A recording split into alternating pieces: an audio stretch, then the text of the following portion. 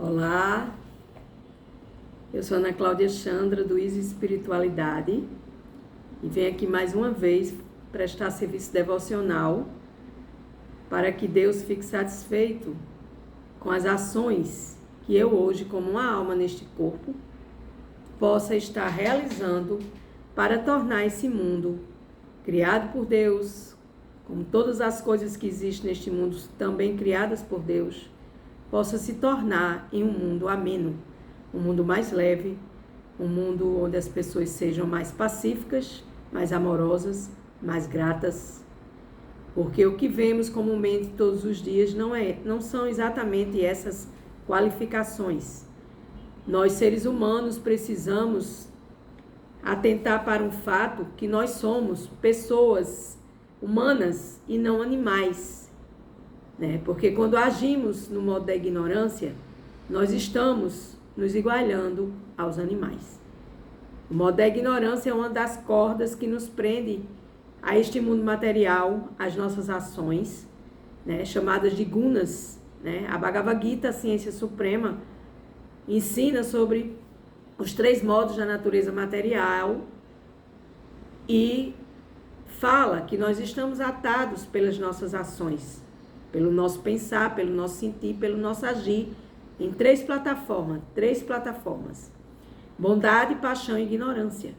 Não existe nada mais além do que essas 3 plataformas que estão nesses 3 modos da bondade, paixão e ignorância.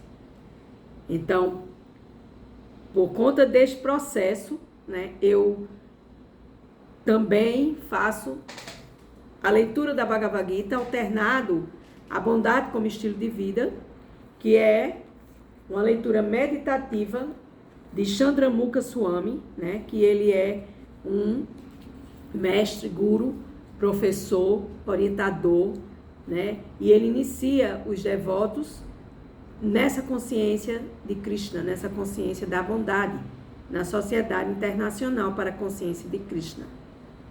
Eu mesma estou me preparando pouco a pouco para que eu possa ingressar em algum momento como uma devota original, ou seja, aquela devota autorizada, que já segue regras e regulações da Bhakti Yoga, Yoga da devoção, e tenta estar sempre agindo no modo da bondade. Porque nós podemos usar o modo da bondade para comer, para se vestir, para falar, para pensar, para se relacionar. A alimentação no modo da bondade, sem violência contra os animais, E buscar cada dia mais essa evolução, a evolução da nossa alma, que está inserida no nosso corpo. Eu não sou um corpo, eu sou uma alma. Quem me criou, quem criou a minha energia, vamos falar que a alma seja uma energia. Quem criou essa energia? Foi eu que me criei? Não, foi Deus que me criou. Então, se Deus me criou, eu devo prestar reverências a Deus ilimitadas vezes e agradecer pelas inúmeras misericórdias que caem sobre as nossas vidas, porque nós recebemos muito mais do que merecemos. Primeiro mereça para depois pedir a Deus o que você quer. Já diz Sua Divina Graça Srila Prabhupada. Então hoje, aqui no cardápio do Bondade como Estilo de Vida, no título Encarando a Vida em Sua Plenitude, viemos hoje com o tópico que precisamos aprender. Você sabe o que é que você precisa aprender? Você sabe o que é de praxe você aprender nesta sua vida atual? Você tem ideia do que você está fazendo aqui com a sua vida atual? Então, o que é que precisamos aprender? É uma grande pergunta. Chandramukha nos explica. Ainda bem que este mundo todo e toda a sua infinita complexidade não foi inventado por Deus para atender às nossas demandas materiais ilusórias, e sim aos desejos reais da alma. Então aqui logo de início, Chandramukha Swami dá uma tapa de pelica em nós, dizendo que Deus não criou esse mundo para a gente se satisfazer na ilusão. Deus criou a alma para a evolução e para o serviço a Deus sobre todas as coisas, com consciência. Tudo que eu faço, tudo que eu como, tudo que eu dou, tudo que eu recebo, eu entrego a Deus em gratidão. Outra forma de dizer isso é dizer que nossos desejos materiais, por mais inocentes que sejam, estão certamente condenados ao fracasso. Por quê? Porque tudo tem um fim. A premissa é: tudo aquilo que tem fim é limitado. E tudo aquilo que é infinito é ilimitado. E as coisas materiais, todas elas vão ter fim. O meu nascer vai ter um fim com a morte. O meu casamento um dia vai acabar. O meu trabalho eu vou me aposentar. A minha vida vai ter um fim. Eu vou me adoecer, vou padecer. Eu vou... Quizás Deus me dê a misericórdia que eu não vá ficar no hospital. Então, quando a gente para meditar dentro desse processo do mundo material, a gente vê que tudo está condenado ao fim, ao fracasso. Permitir que sejamos satisfatoriamente felizes neste mundo temporário não é a intenção do Criador. Tá vendo? Que Deus não quer que a gente fique aqui para sempre, nem fique achando que aqui é a única morada na casa dele. Já que aumentar a febre da nossa ilusão não faz parte do seu plano divino. Por quê? Porque Deus, ele dá o necessário para que a gente viva. Quando a gente quer mais, a gente cai nas redes da ilusão. Porque a gente tem que se contentar com o que a gente tem e viver uma vida simples, com pensamento elevado. O que é viver uma vida simples com pensamento elevado? Outra frase de Srila Prabhupada: é você estar vivendo a sua simplicidade e elevando seus pensamentos para as coisas de Deus, para que sua vida se torne uma vida simples, mas uma vida onde você está devotado às coisas de Deus, no sentido de você viver na matéria, entendendo que aqui não é seu lugar, aqui não é sua casa e que você um dia vai sair daqui, queira você ou não, a gente vai sair todos daqui com a morte, né? Então, Deus, quando fez a morte, quando criou a morte, para dar o fim a essas ilusões materiais, Deus disse: tudo tem um fim. Não pense que tudo é eterno, porque isso é ilusão, né? Ao contrário disso, este mundo segue seu curso atropelando nossos corações e nossas mentes, enquanto em meio a lágrimas e surdez, envelhecemos, adoecemos, sentimos dores e exalamos odores. Isso tudo faz parte do corpo físico. Em outras palavras, enquanto os nossos corpos se tornam flácidos, enquanto nossa beleza se esvai, enquanto nossos sentidos falham em responder e corresponder aos estímulos externos, a morte se aproxima inexorável. Foi o que eu acabei de falar. E materialmente falando, não há nada que possamos fazer para alterar isso, porque isso é o destino de todas as almas nestes corpos. Melhorar, gastar nossos dias cantando para Deus: Hare Krishna, Krishna Krishna, Hare Hare, Hare Rama, Rama Rama, Hare Hare. Cante Hare Krishna e seja feliz, purificando sua mente e seu coração. E com o coração visitado pela transcendência dos santos nomes, refletir no significado do que eu estou fazendo aqui. Eu estou servindo a Deus ou a matéria?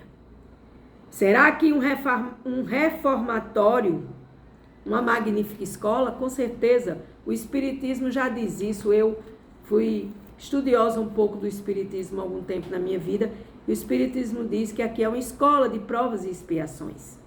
Será uma penitenciária cósmica? Isso é uma pergunta. Vocês acham que aqui o planeta Terra é uma penitenciária cósmica?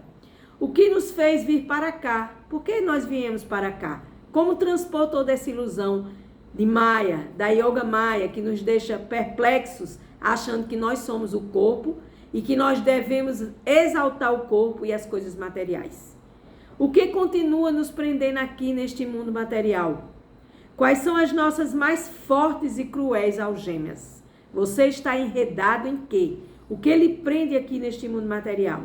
O que precisamos aprender? O que eu preciso aprender como alma neste corpo? E segundo a sabedoria tradicional védica, da filosofia védica, devemos buscar essas respostas nos aproximando de um professor de ciência transcendental. Chandramukha Swami, o autor deste livro, é um professor de sabedoria tradicional védica e um professor de ciência transcendental. Ele tem um canal no YouTube, Chandramukha Swami e Vedanta Sem Firula. Todos os dias, às 7 horas, quando ele pode dar aula, ele está dando aula. Eu assisto sempre, às 7 horas da manhã, as aulas deste mestre espiritual chamado Chandramukha Swami. E eu convido vocês a assistirem também. Chandramukha Swami. Vedanta sem firula, ou seja, Vedanta de forma fácil, sem enrolação, né? Então, quando a gente estuda essa ciência transcendental, a gente vai buscando essa sabedoria, buscando se associar com um professor que vai nos tirar dessa ignorância. Ou um mestre, ou um guru, como chama na filosofia védica. Guru significa professor, né? Então, a escritura sagrada Manu Samhita afirma que esse professor, o guru, tem 3 funções fundamentais. O professor tem 3 funções fundamentais. Primeiro, encarregar-se de nós, como discípulos de Deus, ensinar a nós com detalhes o conhecimento transcendental da ciência divina e conceder-lhe o segundo nascimento, que é a iniciação espiritual. Eu mesma venho buscando me aperfeiçoar cada dia mais nas escrituras sagradas, através da leitura meditativa, através do compartilhamento da Bhagavad Gita, de Narada, Pérolas de Amor Transcendental, e Bondade como Estilo de Vida. E em breve, mais um serviço, que é a sensibilização através da Bhagavad Gita. Como é que podemos nos sensibilizar, trazer essa sensibilidade para os nossos sentidos, estudando e ouvindo acerca de Deus, de uma forma simples, fácil de entender e de praticar, né? Então, assim seremos capazes de cuidar, de ensinar e emancipar os alunos ou os discípulos que querem buscar esse conhecimento sobre a essência e o propósito da literatura védica. A literatura que traz esse conhecimento transcendental, essa literatura mais antiga do planeta Terra, que data de mais de 5.000 anos atrás, já vindo a Bhagavad Gita, há 500 anos atrás vindo um outro avatar dourado, trazendo ensinamentos sobre o Mahamantra, trazendo ensinamentos sobre a devoção a Deus. E aí a gente aqui se acha o máximo e diz que isso tudo é uma caretice e é uma coisa religiosa, fanática, e isso não é verdade. Porque eu mesmo venho praticando esse doce néctar dessa devoção e a minha vida só se transforma. Claro que eu tenho problemas, eu tenho dilemas, claro que eu tenho confusões, eu sinto às vezes minhas emoções desequilibradas por conta do sistema biológico, da idade já avançada, deste corpo que já está bem mais cansado, mas a gente vai buscando essa forma de estudo para que a gente transcenda essas limitações materiais. Então, assim a gente vai buscando ter um comportamento diferenciado e condizente com aquilo que é necessário, que nós aprendamos e saiamos dessa ignorância. Porque a ignorância nos prende e nos enreda na falta do conhecimento acerca de quem somos e acerca de quem nos criou, que é o absoluto, a suprema personalidade de Deus, Krishna, o todo atrativo, Deus na filosofia védica. Apenas na filosofia védica você dá saltos quando você escuta a filosofia védica em conhecimento. Porque a filosofia védica vai trazer para você esse alimento espiritual para que você transcenda essa materialidade que lhe enreda em dor, sofrimento e doença. É uma prática contínua do hoje, amanhã e depois. Para que eu possa buscar, me instruir a mim, ao meu pensar, ao meu sentir, ao meu corpo, à minha alma, nessa ciência espiritual. E aí buscar nesse cotidiano essa forma de entendimento. O que eu preciso aprender? O que está faltando para mim aprender? Então façam uma análise na vida de vocês, porque a minha eu já sei o que é que falta e o que eu preciso aprender. Porque com consciência de Deus a gente precisa evoluir, a gente precisa bater asas e sair dessa condição animal, instintiva, de ansiedade, de doenças, de controle, de falta de amor, de falta de gratidão, de falta de devoção pelo Supremo, que nos criou para que a gente venha para este planeta como uma escola da vida, como diz o Espiritismo, uma escola de provas e expiações, provas e expiações e evolução para transcender esse ciclo de samsara, como diz o budismo, ciclo de nascimentos e renascimentos. Então eu termino aqui com vocês, agradecendo a Deus por mais uma oportunidade de servi-lo e servir a quem me assiste com amor, devoção e gratidão. Boa tarde.